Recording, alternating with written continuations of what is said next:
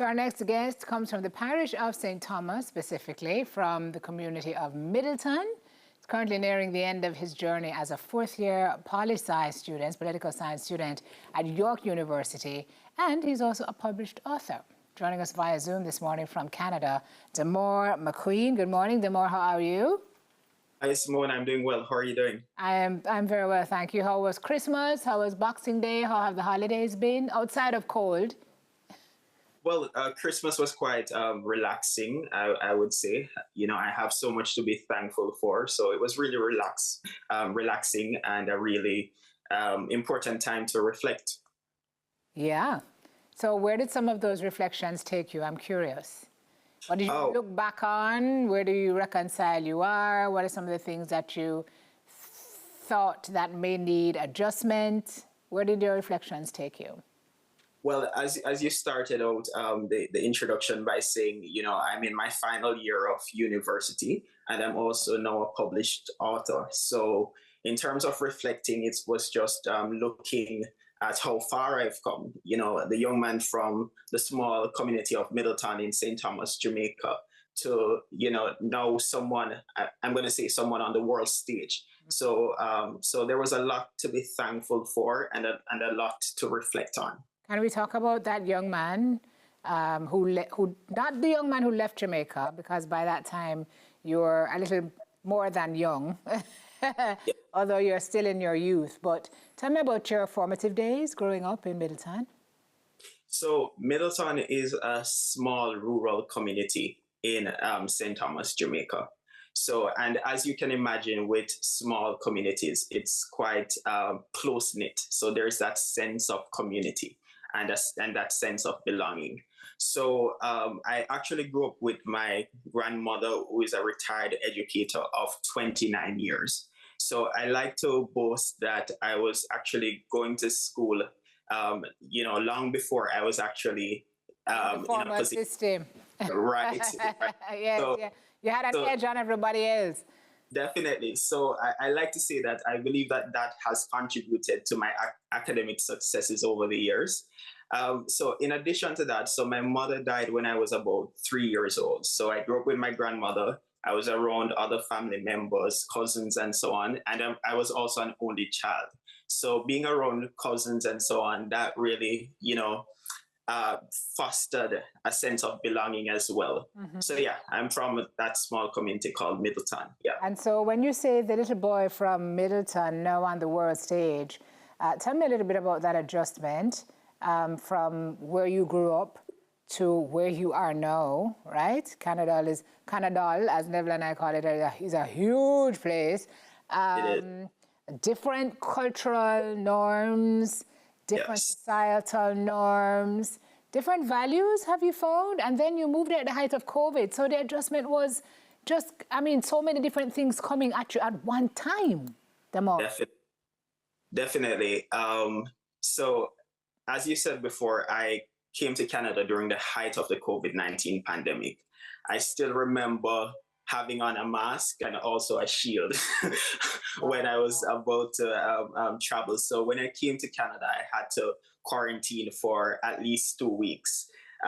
So that was really an interesting time. And then in terms of transitioning now, I would say that Jamaica really prepared me for Canada in terms of the education system, in terms of the values and so on.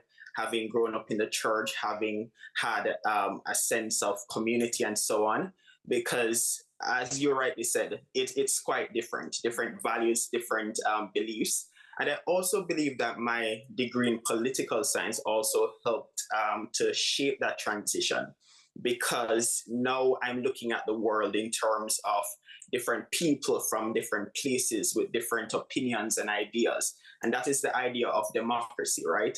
So that has allowed me to respect all beliefs, right? I might not agree, but I respect your belief and I respect you. So all those things played a role in ensuring a smooth transition. Yeah, you mentioned the foundation you had here. While you were here, you were head boy, you were youth mayor, student council rep. I think you were I believe, ambassador as well. And you started a foundation called the Bumpy Purpose Foundation. Now you're a student success mentor lead in Black Excellence at York. So obviously that foundation here served you well as well. But that foundation, bumpy purpose, are we to extricate from it what it sounds like? It's how bumpy the journey was and you finding purpose in that? That's a part of it. So let me give a quick story. So I've always struggled with acne as far as I can remember. So it was always this thing where I felt I had somewhat of a self-esteem issue. People used to always ask about the many bumps on my face and so on. And so it was always a really sad situation for me personally. So this one morning in 2017, while on my way to school, I remember the bus I was on. I remember everything. I was overthinking about the bumps on my face. And in that moment, I had an epiphany. I heard, the many bumps on your face represents the many lives you should impact. And in that moment, the Bumpy Purpose campaign came to mind. It is now the Bumpy Purpose Foundation. But that is that is the idea behind the Bumpy Purpose Foundation. Gotcha. And how has the foundation, how have you lived that mandate that you got, that voice that you heard? How have you lived that impact that you committed to in that moment? So what we try to do is the aim of the foundation is to basically empower youth, right? So we host a number of workshops and events aimed at empowering youth. So the foundation is up and running. We still have a lot of work to do, I must admit. Right. In terms of actually, modeling what I would have heard in 2017, the book is the perfect example of that. That was published recently, because with a book, you have a wider audience, right? So the book is definitely a part of that. And there are many more initiatives that are to come, actually. So it's definitely a work in progress, because I mean, I'm still 23, so I have more time. Yes, sure do.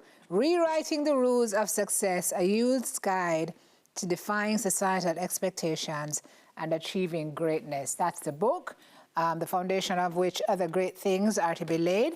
Pulse Eye degree almost done. What is next for Damore McQueen? Are you coming back home, or what are you gonna do?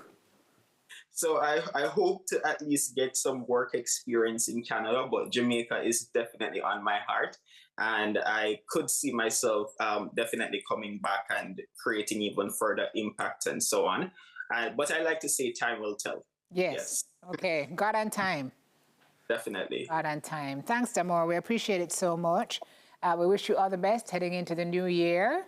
And we thank you for checking in with us this morning. Keep doing what you're doing despite all the bumps, whether on the road or on your face. We know how that goes.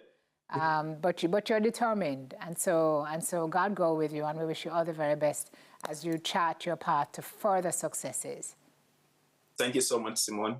I appreciate it. You are so welcome, my friend. That was political science student and author Damore McQueen joining us this morning for our Diaspora Check-In from Canada. And that is it for our Diaspora Check-In for this morning.